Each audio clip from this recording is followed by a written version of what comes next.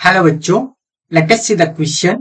If A vector cross B vector equal to 0 and vector B cross vector C equal to 0, then the angle between vector A and vector A and vector C में भी ये अपने पास four options given है, यानी अपने को angle find out करना है vector A and vector C के बिटवीन, यानी 0, π/4, π/2 एंड नन ऑफ दीज।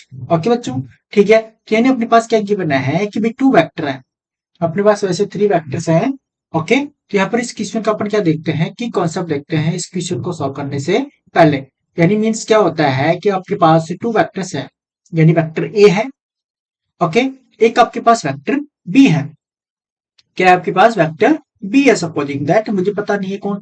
अब मैंने कहा कि यहां पर इनके बिटवीन एंगल क्या है, थीटा है। तो यहाँ पर आर क्रॉस, यहाँ पर आर वेक्टर जो है, यहाँ पर क्या ले लेता हूं मैं, vector A cross vector B.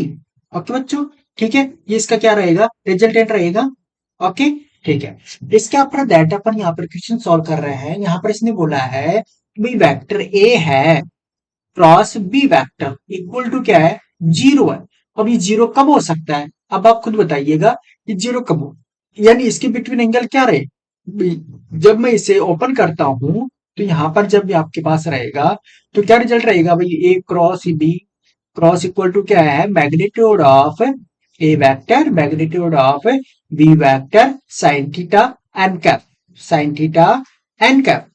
Okay, ये अपने पास क्या रहेगा, इसका रिजल्टेंट रहेगा। यानी जब भी अपने पास वेक्टर क्रॉस में अपन इस तरह से किया जाता है। ओके, इसके आफ्टर दैट है, यहाँ पर अपने पास क्या होता है, ये इस तरह से अपने पास क्वेश्चन बनेगा। ओके, तो इसके आफ्टर यहाँ पर अपन सॉल्व करेंगे कि किस तरह से इसको सॉल्व किया जाए। तो अपन मैं नेक्स्ट स्लाइड में आपको बताता हूँ। यहाँ पर आपको अपने को क्या गिवन था कि A vector cross B vector equal to 0, ये था गिवन। तो यानी मीन्स यहाँ पर आपको क्या गिवन है कि जो ये दोनों इक्वल है, ये सॉरी 0 है, इक्वल 0 क्या है, इक्वल है। दिस मीन दैट यहाँ पर कब होगा, यानी उनके बिटवीन एंगल क्या होना चाहिए, यानी ए वेक्टर और बी वेक्टर के बिटवीन एंगल क्या होना चाहिए, 0 होना चाहिए। उस केस में ही तो हो सकता है।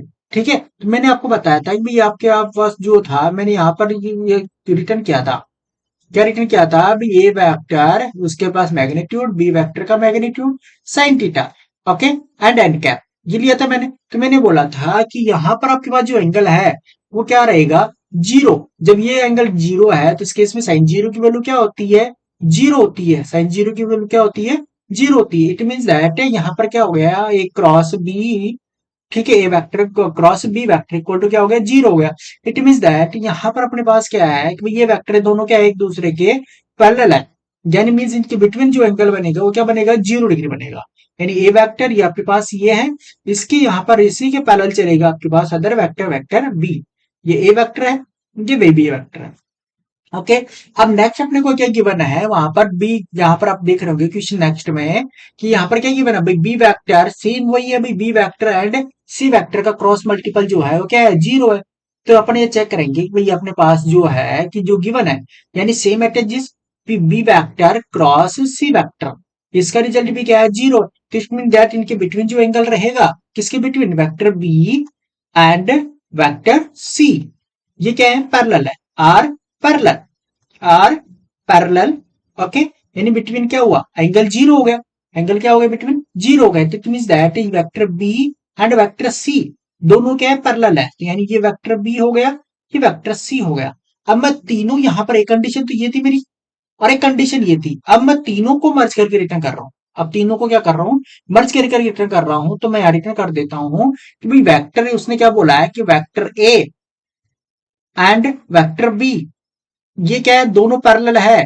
और उसने अपने को बोला कि भाई वेक्टर सी जो है वेक्टर बी के क्या है, पैरेलल है।